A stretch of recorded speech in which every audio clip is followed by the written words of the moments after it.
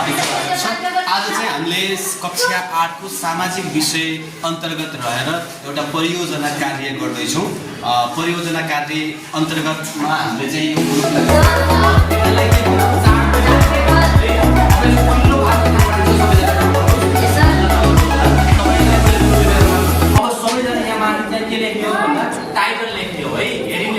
त्यसो भयो भने यसलाई मैले भाँचे जस्तै झन्डै झन्डै 1 इन्चको हिसाबले भाँच्नुहोस् है। यसरी 1 इन्च मात्र यतिकै मैले भाँचे जस्तै है त यसरी भाँच्नुहोस्।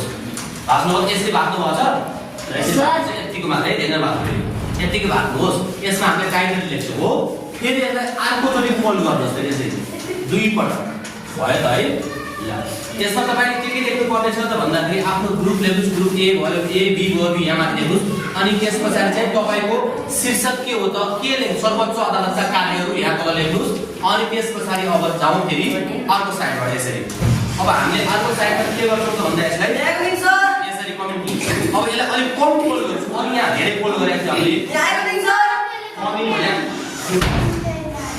अलि सानो अघिको भन्दा अलिक कम है त। अघिको भन्दा यतिको कमले अलिक कम हिसाबले यसरी चाहिँ राख्नुहोस्। बुझ्नु लामो राख्नुहोस् यति शान्त गराउनु पर्यो है। त्यो त धेरै भएन छ मैले मात्र धेरै भएन त ल ठिक छ। अब यो सानो सानो गराउनु है त। अब एक तरिका यसरी राख्नुहोस् र यसले गर्दा जाउँ सबैजना यो लेख्ने हो यसमा है। सबैले आफ्नो आफ्नो ग्रुप लिएर सबैलाई फोल्ड गर्दै यसरी यसरी गराउँदै जाउँ। अहिले आउँछ है यसरी फोल्ड गर्दै जाउँ है। ल यसरी फोल्ड गर्नुहोस्। अनि यसरी फोल्ड गर्नु सबैको बिस्तारै बिस्तारै राम्रोसँग जतिसक्दो राम्रो बनाउने है त। हामी यो टिफिन टाइममा पनि आज पढ्ने यसरी यहाँ काम गर्छौँ। अब यति लगाएर यति अहिले छोड्ने यहाँसम्म है त। अब सुन्नु भएको छ सबैले गराउनु पर्यो यस्तो हल्ला गर्ने है त। हाम्रो भिडियो पनि खिचिरहेका छौँ है। अब सबैले यस्तो बनायो है त।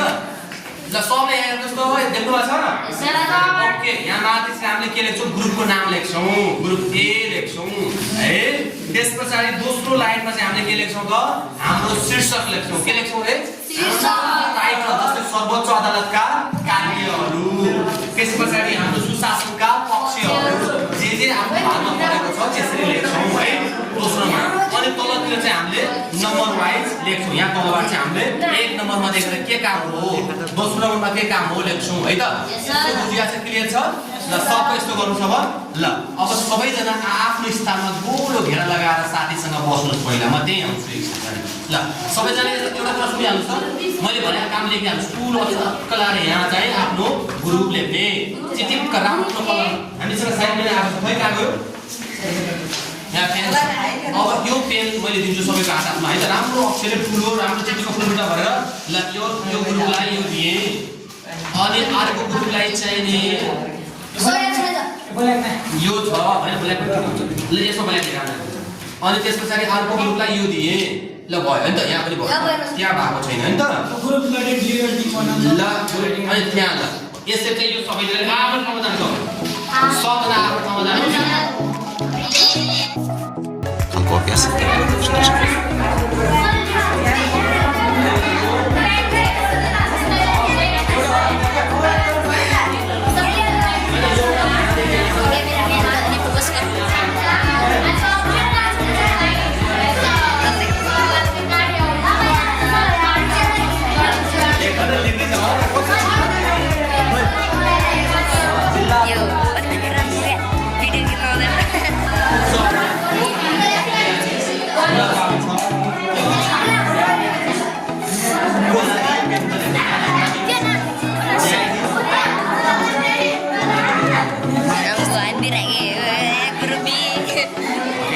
सम्पूर्ण दर्शक महानुभावहरू फेरि पनि नमस्कार गरे। हाम्रा कक्षा 8 का छात्रहरू तथा छात्री यस्तो पहिला भएको थियो कि थिएन गर्नु भएको थिएन काका थिएन।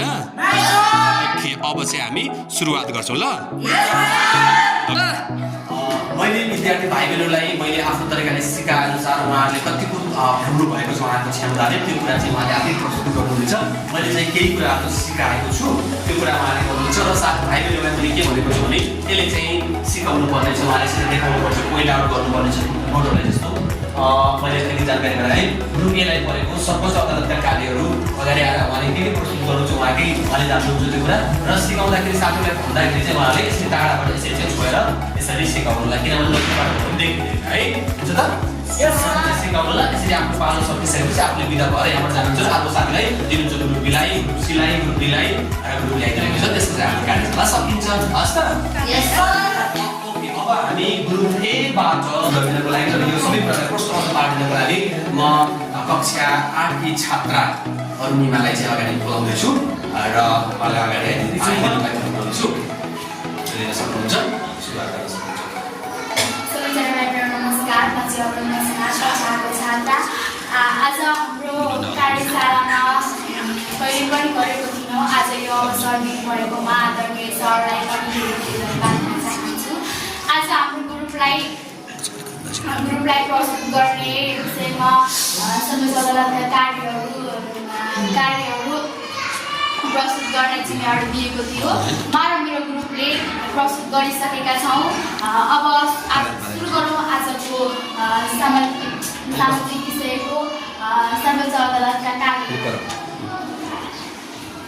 सर्वोच्च अदालत सबैभन्दा माथिल्लो तहको अदालत हो सर्वोच्च अदालतबाट न्यायिक कारबाही र निर्णयहरू लिपिबद्ध गरी अभिलेख गरिने हुनाले यसलाई अभिलेखको अदालत पनि भनिन्छ संविधान र कानुनको व्याख्या गर्ने अन्तिम अधिकार सर्वोच्च अदालतलाई हुन्छ सर्वोच्च अदालतले आफ्नो क्षेत्रभित्र गर्ने अदालत वा न्यायिक निकायको आदेशित गरी निर्देशन दिन्छ सर्वोच्च अदालतमा प्रधान न्यायाधीशका अतिरिक्त प्रधान 20 जना न्यायाधीशहरू हुने गर्दछन्।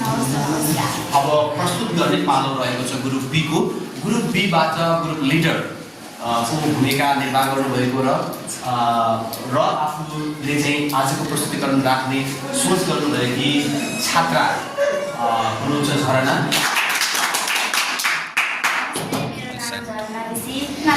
उच्च अदालतको कार्यहरू भन्न गइरहेकी छु प्रत्येक प्रदेशमा एउटा उच्च अदालत रहन्छ प्रत्येक उच्च अदालतमा मुख्य न्यायाधीशका अतिरिक्त कानुनमा व्यवस्था भएअनुसार न्यायाधीश रहन्छ न्याय प्रतिशतको सिफारिसमा उच्च अदालतको मुख्य न्यायाधीशको नियुक्त प्रदान न्यायाधीशबाट हुन्छ उच्च अदालतले मौलिक हकको यो भन्दाखेरि अलिकति पछि आएर यसरी अलिकति के भन्ने उच्च अदालतले उच्च अदालतले साथीलाई हेर्नु पर्यो नि त उच्च अदालतले मौलिक हकको संरक्षणका लागि आदेश जारी गर्छ उच्च अदालतले सङ्घीय कानुन बमोजिमका मुद्दा हेर्न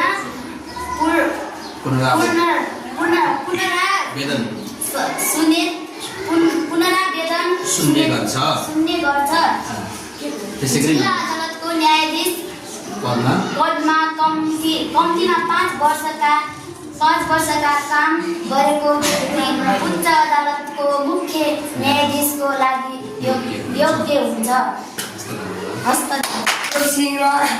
हामीलाई हाम्रो म र मेरो समूहमा दिएका जिल्ला अदालतका कार्यहरू थिए जुन साधेका छन् केन्द्रमा रहेको छ नेपालको प्रत्येक जिल्ला एउटा अदालत हुन्छ स्थानीय स्तरका न्यायिक निकायहरू जिल्ला अदालतको मातहतमा रहन्छन् तिनीहरू रहेको छ जिल्ला अदालतले आफ्नो मातहतमा न्यायिक निकायहरूको निरीक्षण एवं सुपरिवेक्षण गरी आवश्यक निर्देशन दिन्छ न्याय परिषदको सिफारिसमा जिल्ला अदालतले न्यायाधीशको नियुक्त प्रधान न्यायाधीशबाट हुन्छ आजमा रहेको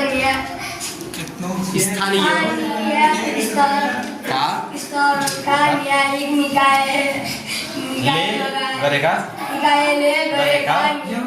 निर्णयहरूको पुनरावेदन सुन्ने गर्दछ।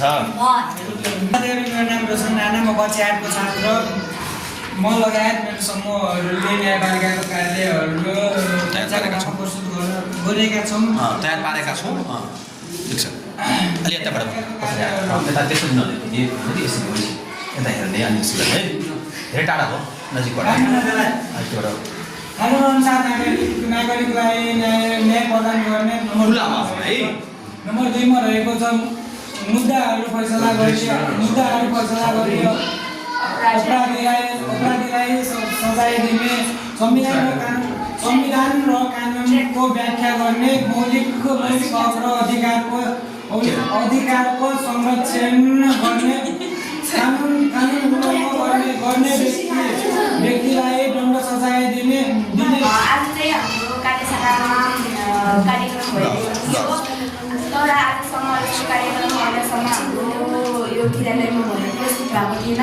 त्यस कारण म चाहिँ अति नै खुसी रहेकी छु। सामाजिक विषयमा हाम्रो समूहलाई ग्रुप ई दिएको छ र नाम चाहिँ हामीलाई चाहिँ के दिएको थियो त काम चाहिँ सुशासन पक्षहरू तयार पार्ने दिएको थियो। सुशासन भनेको चाहिँ के हो साथीहरू? उत्कृष्ट र जनअवस्थाअनुसार विभिन्न शासनलाई सुशासन भनिन्छ। सुशासनका पक्षहरू आज म भन्न गइरहेकी छु। सुशासनका पक्षहरू निम्न रहेका छन्। जवाफदेहिता छ, विधिको शासन, तेस्रो नम्बरमा रहेको छ जनसहभागिता, अकारिता र दक्षता र 7 मा रहेको छ समावेशिता र समन्वयता। धन्यवाद। आज चाहिँ म धेरै